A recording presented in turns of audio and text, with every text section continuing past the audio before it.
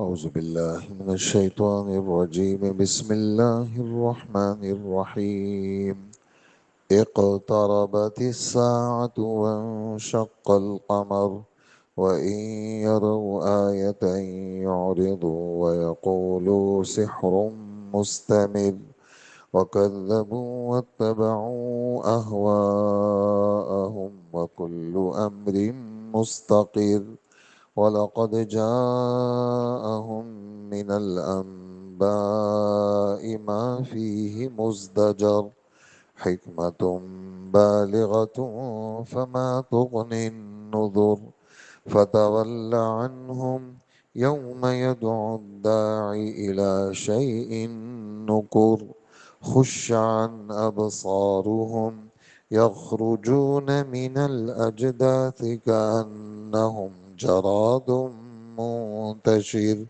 مهطعين إلى الداع يقول الكافرون هذا يوم عسير صدق اللہ العظیم۔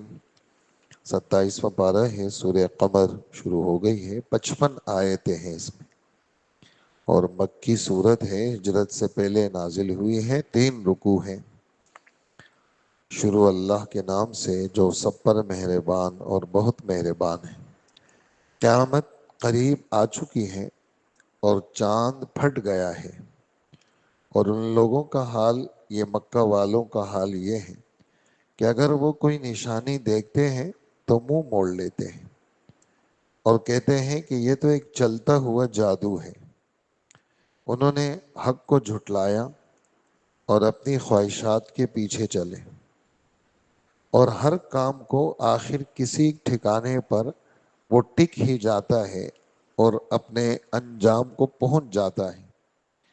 اور ان لوگوں کو پچھلی قوموں کے واقعات کی اتنی خبریں پہنچ چکی ہیں، ما فیہ مزدجر، جس میں ڈانٹ کا اور تنبیہ کا بڑا سامان تھا، دل میں اتر جانے والی حکمت اور دانائی کی باتیں تھی، لیکن پھر بھی یہ تنبیہات ان پر کوئی کارگر نہیں ہو رہی، ان کو فائدہ نہیں دے رہی۔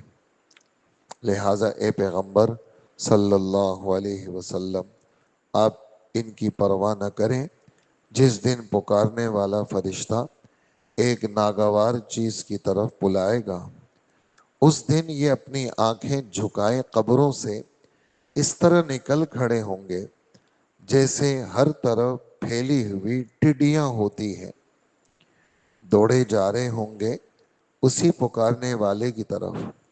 یہی کافر جو قیامت کا انکار کرتے تھے یہ کہیں گے یہ تو بہت ہی سخت اور کٹھن دن ہے۔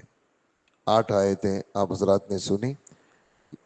پچھلی سورت کی آخر میں ہمارے رب نے ایک بات فرمائی تھی، ازفت الازفہ، قیامت قریب آ گئی ہے۔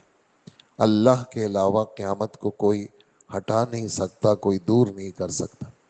اور اس صورت میں فرمایا کہ قیامت تو آ گئی بس۔ جیسے میں نے جمعرات والے درس میں آپ کی خدمت میں ایک بات عرض کی تھی کہ ہمارے نبی صلی اللہ علیہ وآلہ وسلم کا خود کا آنا، اور چونکہ آپ آخری پیغمبر ہیں، آپ کی آمد ہی قیامت کی بڑی نشانی ہے۔ اور خود آپ نے فرمایا، میں نے آپ کو 3 حدیثیں پیش کی تھی اس وقت، کہ آپ نے ایک دفعہ یوں فرمایا، میں اور قیامت ایسے قریب ہیں جیسے یہ 2 انگلیاں ہیں، بس جتنا یہ تھوڑی سی آگے ہے اور یہ پیچھے ہے، تو بس میں تھوڑا سا پہلے آ گیا اور بس میرے فوراً بعد قیامت ہے۔ دوسری میں نے آپ کی خدمت میں یہ بات عرض کی تھی، آپ نے مثال دی حضور صلی اللہ علیہ وسلم نے، جسے کپڑا آدمی تھان کو پھاڑتا ہے اور یوں چر جاتا ہے کپڑا، آخری دھاگا رہ جاتا ہے اس کا، تو فرمایا دنیا کی جتنی زندگی تھی وہ ختم ہو گئی، پوری دنیا ختم ہو گئی، بس یہ آخری دھاگا باقی ہے، بس دنیا کی اتنی سی زندگی باقی ہے۔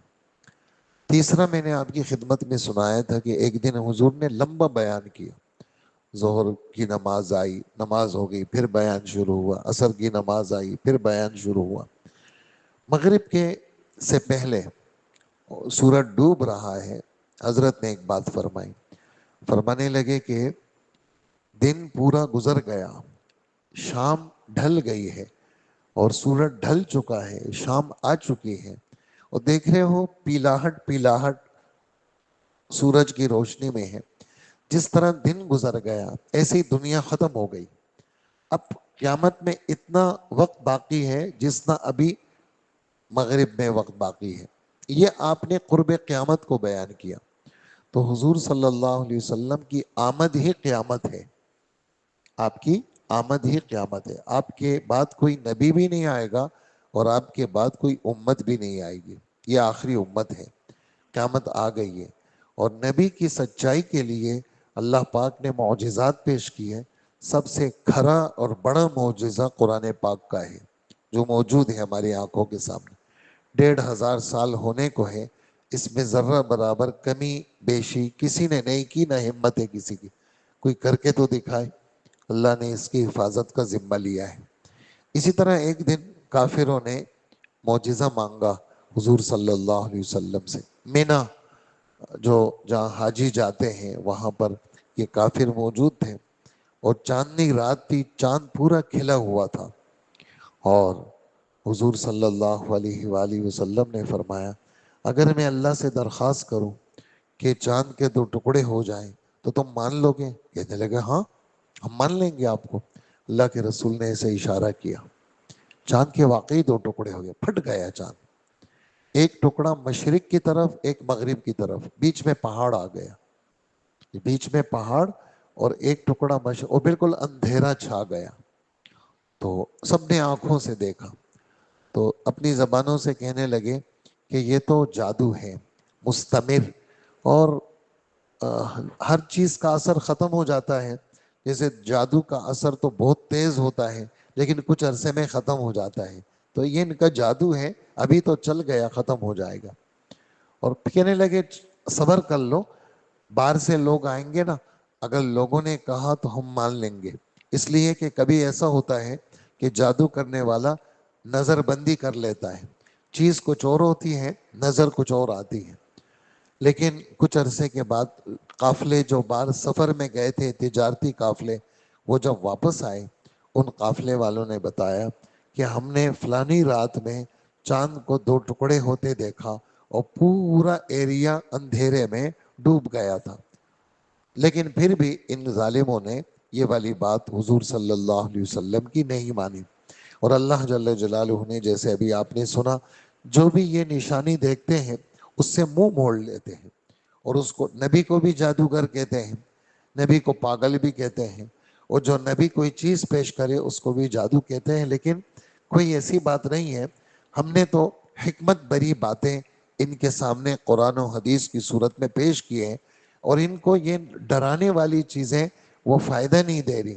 لیکن ایک دن ایسا آئے گا جس دن ان کے ہوش اڑ جائیں گے، اور ایک فرشتہ جو اسرافیل علیہ السلام ہوگا، وہ جب سور پھونکے گا تو پھر یہ ان کی قبریں پھٹیں گی، ان کی قبریں پھٹیں گی، جہاں جہاں ان کے لاش کے کوئی بھی ٹکڑا ہوگا ان سب کو ہم جمع کر کے زندہ کریں گے، اور یہ محشر کی طرف دوڑ رہے ہوں گے، اور خوف کی وجہ سے ان کی نگاہیں جھکی ہوئی ہوں گی، خوف کی وجہ سے اور یہ کیسے ہوں گے؟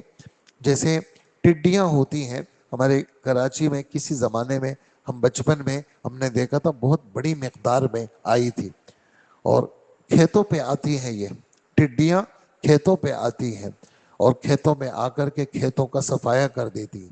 یہ پھر تھوڑی نہیں ہوتی، لاکھوں کی تعداد میں ہوتی ہے، اور بالکل بکھر جاتی ہے۔ جیسے آپ نے اس کی چھوٹی سی مثال ہمارے رب نے اس کو بھی قیامت کے اس میں پیش کیا ہے، القارعۃ ملقارعہ والی صورت میں، یوم یکون الناس کالفراش المبثوث۔ فراش کس کو کہتے ہیں؟ بارش جب ہو جاتی ہے آپ نے دیکھا ہوگا پتنگے نکلتے ہیں بلوں سے، اڑتے رہتے ہیں، اور ان کے پر بھی ٹوٹ جاتے ہیں، اور جگہ جگہ مرے پڑے ہوئے ہوتے ہیں، فراش اس کو کہتے ہیں۔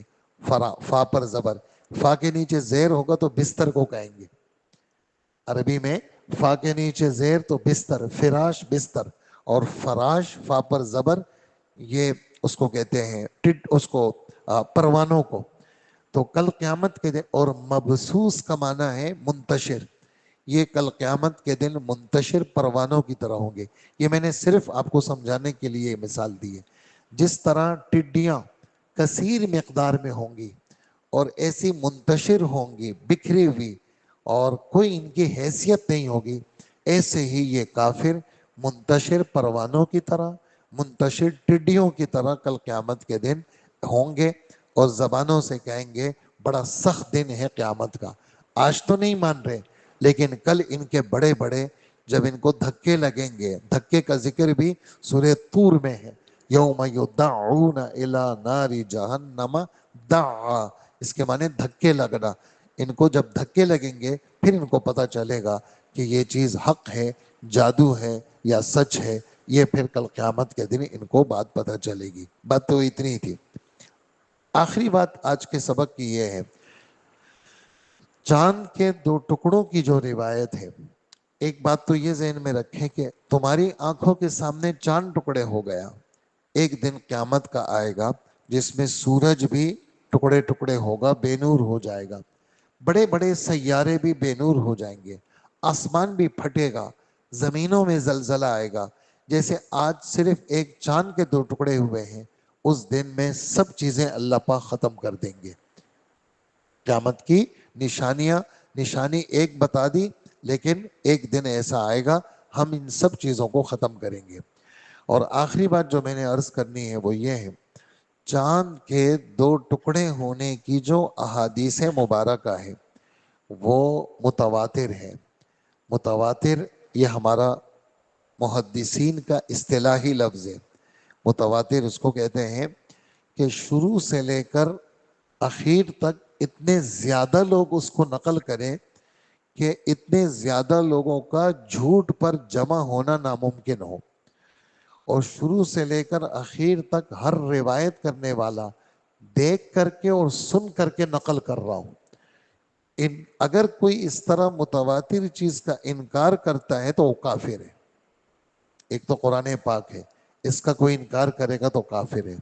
حدیثوں میں تین قسمیں آتی ہیں، ایک خبر واحد ہے، ایک خبر مشہور ہے، ایک خبر متواتر ہے۔ خبر متواتر سب سے ایک نمبر پر ہے، اور اس کا کوئی انکار کرتا ہے تو وہ کافر ہو جاتا ہے۔ تو یہ جو احادیث چاند کے پھٹنے کی ہیں، حضرت عبداللہ ابن مسعود، حضرت عبداللہ ابن عمر، حضرت عبداللہ ابن عباس، حضرت جبیر ابن مطعم، ان حضرات سے یہ روایتیں منقول ہیں۔ حضرت عبداللہ ابن مسعود اپنے آنکھوں دیکھا حال بتاتے ہیں کہ میں نے خود اپنی آنکھوں سے دیکھا کہ چاند کے دو ٹکڑے ہو گئے۔ تو یہ حضرات ان احادیث کو نقل کرتے ہیں، اور ہماری بڑی کتابوں میں بخاری شریف ہے، مسلم شریف ہے، ان سب میں چاند کا یہ پورا قصہ موجود ہے کہ کس طرح مطالبہ ہوا اور کس طرح چاند کے دو ٹکڑے ہو گئے۔ تو معجزات کے احادیث کا انکار کرنا یا اس میں شک کرنا آدمی کو کافر بناتا ہے۔ معجزات کے احادیث کا انکار کرنا یا اس میں شک کرنا، جیسے قرآن پاک کا انکار اور اس میں شک آدمی کو کافر بناتا ہے، ایسے ہی معجزات کی احادیث کا انکار یا اس میں شک کرنا آدمی کو کافر بناتا ہے۔ اللہ پاک ہمیں عمل کی توفیق عطا فرمائے۔ اللہم صلی وسلم وبارک علی نبینا محمد وآلہ واصحابہ اجمعین۔ اے اللہ ہمارے گناہوں کو معاف فرما، ہماری مغفرت فرما، عافیت کا معاملہ فرما، ہمیں کسی کا محتاج نہ بنا، ہمارے گھروں سے بدنوں سے بیماریوں کو دور فرما۔ آج دن کے سارے کام اپنے کرم سے ہم سب کے لیے آسان فرما، قدم قدم پہ ہماری مدد فرما، بیماریوں سے حادثات سے ہمیں بچا، اچانک کے شرور سے بچا، اچانک کے حادثے سے بچا، اچانک کے غم سے بچا، اور اچانک کی ناگواری سے ہماری حفاظت فرما، اچانک کی ساری خیریں ہمیں عطا فرما، ہر جادوگر، ہر نظر والا، ہر قسم کے جنات سے ہمیں محفوظ فرما، ہمیں ہمارا دل عمل میں لگا، ہمارا دل اپنے پاک کلام کے پڑھنے میں لگا، ہمارا دل دین میں لگا، اور بے دینی سے ہماری حفاظت فرما، ہماری دعاؤں کو قبول فرما، برحمتک یا ارحم الراحمین۔